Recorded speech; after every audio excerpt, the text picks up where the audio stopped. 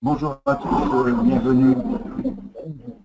Je suis Frédéric Audinel, donc je suis chargé de mission régionale dont vous parlez Emmanuel et qui accompagne gratuitement les entreprises un peu partout en France. Donc moi, mon secteur sera l'Aquitaine. Donc nous sommes une équipe assez nationale, bien soudée. Vous avez dans toutes vos démarches cet engagement objectif CO2.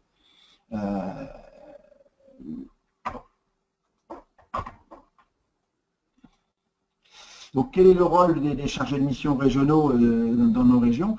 C'est dans le premier temps de faire connaître, de mettre en image la démarche objectif CO2, euh, d'aller voir les entreprises, de les consulter, de suivre leurs attentes. Pardon. Mais c'est aussi de faire connaître un petit peu le programme national. C'est vrai que pour l'instant, le transport de voyageurs n'est pas encore accessible au label, mais on espère qu'il le sera dans un futur assez proche. Donc c'est aussi de faire connaître le programme en toute sa globalité, d'accompagner les entreprises pour les aider à accéder à ce programme, mais aussi à leur faire aussi des bilans annuels.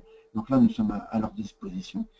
On anime aussi régulièrement, et sur des thèmes assez variés, des journées techniques. Hein, on essaye de les informer sur les évolutions concernant l'environnement, sur toutes les évolutions qui surviennent. Et Dieu aussi, si l'actualité en ce moment est riche.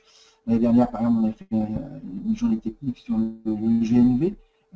Cette année, c'était sur l'éco-conduite et toutes les aides à la conduite.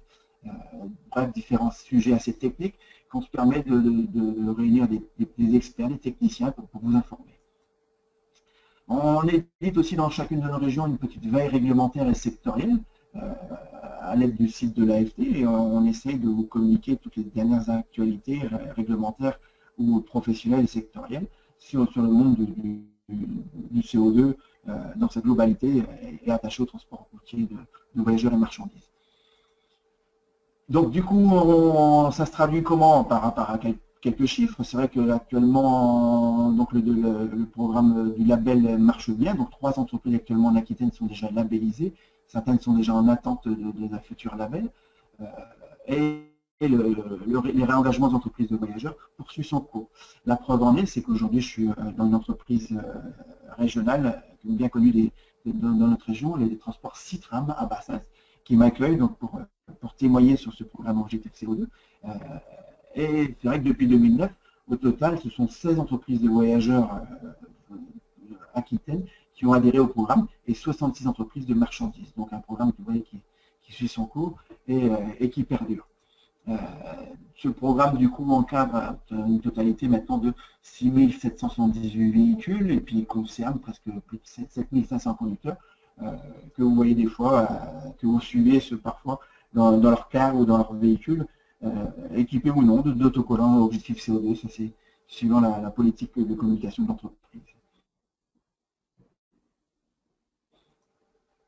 Ce programme a quand même mis à part ces chiffres, un objectif de faire baisser vos émissions de CO2. Ça se traduit effectivement la moyenne des entreprises aquitaines, TRV et TRM tout confondu, on enregistre, suite à plus vos bilans, une baisse moyenne de 5,22% de vos émissions de CO2 suite à la mise en place du programme Objectif CO2.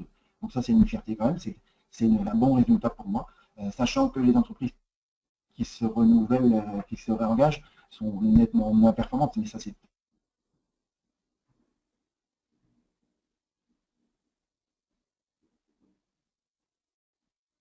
normal. Elles sont déjà arrivées à un seuil d'émissions de CO2 assez et citoyens de l'Aquitaine. Donc, je vais remercier encore à nouveau Madame Ballot, donc qui est responsable de la formation et de la sécurité au transport Citram à Bassins.